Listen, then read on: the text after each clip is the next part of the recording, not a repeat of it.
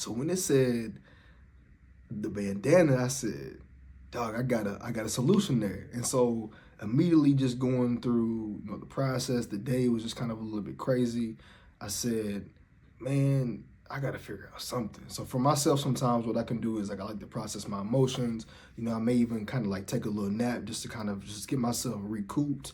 One thing I definitely push myself to do is to sit in my emotions, to really think about like why I'm feeling that way. I don't like to put things off. I enjoy being vulnerable, being able to express myself. But one thing, I do take my emotions serious. So I'm like, if I'm feeling the type of way, DeMarcus, let's sit in it and let's figure out what is the root of the problem. Because if you've seen any of my other videos, like doing things like this is important because especially as men, like a lot of times we put our feelings to the side, and you have to be able to find ways to express yourself or be able to talk to other people about it. And good thing is I have other people as well I can speak about, even issues like this too.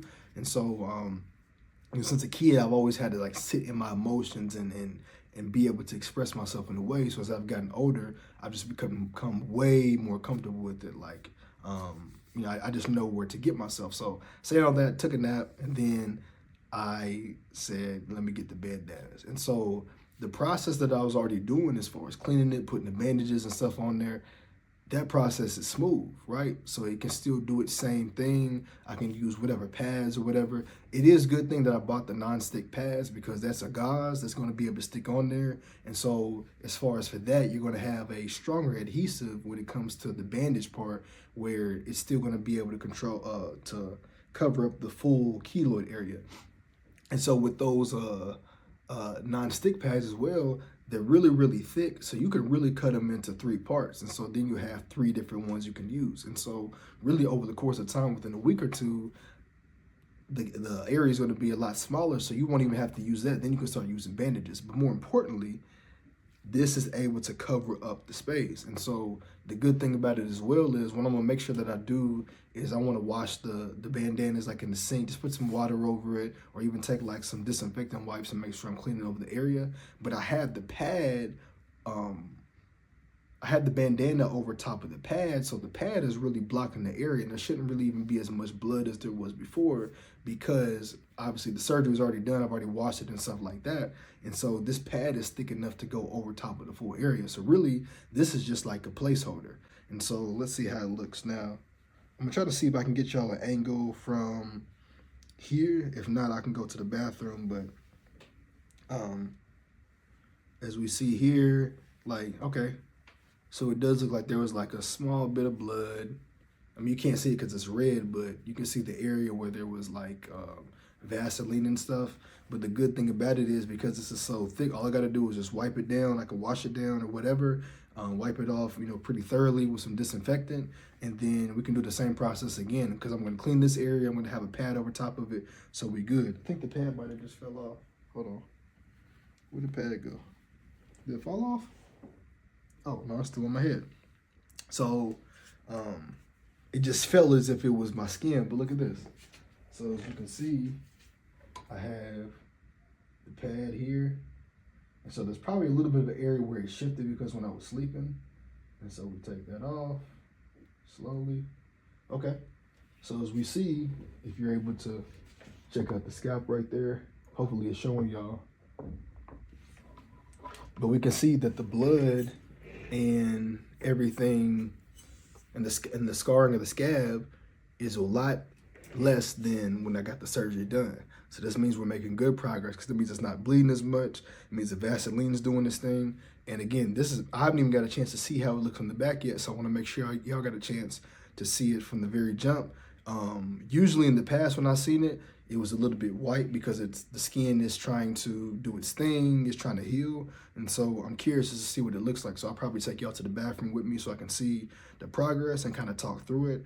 But what I am going to do today is I'm going to make sure that I get to the gym. So what I'll probably do is I may use these bandanas again, go to the gym, sweat everything out, take a shower, and then I'm gonna do my laundry, and then I have some other bandanas just because if I'm already going through this process and about to sweat, like I might as well do it all in the same breath. So let's see how this works. I'm gonna be back with the content, and then yeah, I just want to keep y'all updated with the process. So your boy Marco. All right, so your boy's hella excited because I just saw the area in the back. It looks like it's doing its thing, you know, just continuing to heal. Obviously, it's day 1, technically, actually, no, day 2, since I had my keloid surgery done. And so we got to make sure.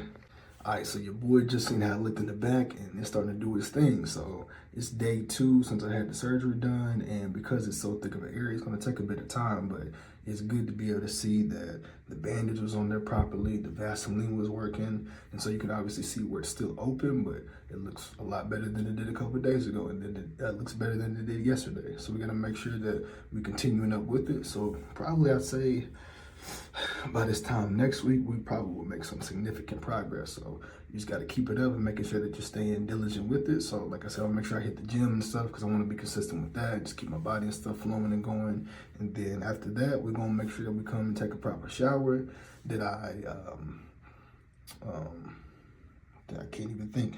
Make sure that I put the Vaseline on the area like I need to, bandage it up, and I'm going to show you that process. So again, this journey is to be really, really spot on. I haven't done videos like this in the past, but I know that as far as for my content, I wanted to really take it to a new level when it came to the skincare so y'all can see it. I don't see other people doing it, nor does that matter.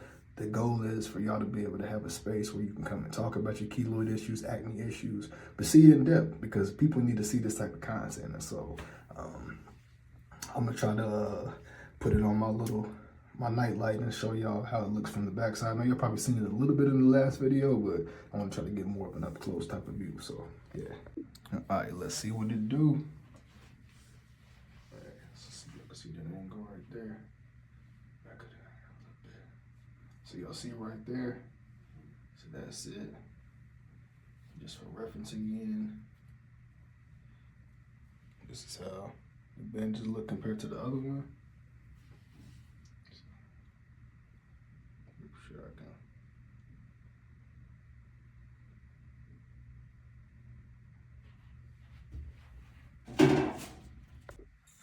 These shirts be having me looking hella big too. Like these are like, look how big these shirts are. You know what I'm saying? Like, come on now. All right, let's see if we get a little bit closer there. You see that? Try to get right there.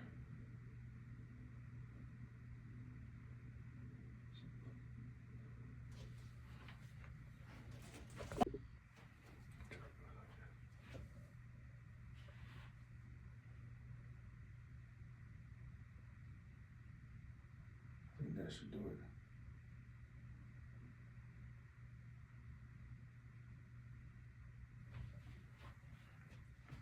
All right, so now we finna prep to hit the gym. So I put a little bit of Vaseline back there. I got my little paper towel. This is gonna be my temporary thing to put on place of the keloid, just to kind of have it locked in there. Cause I don't want, like, you know, obviously gonna sweat, something's gonna get back there, but I don't want too much kind of interfering with that.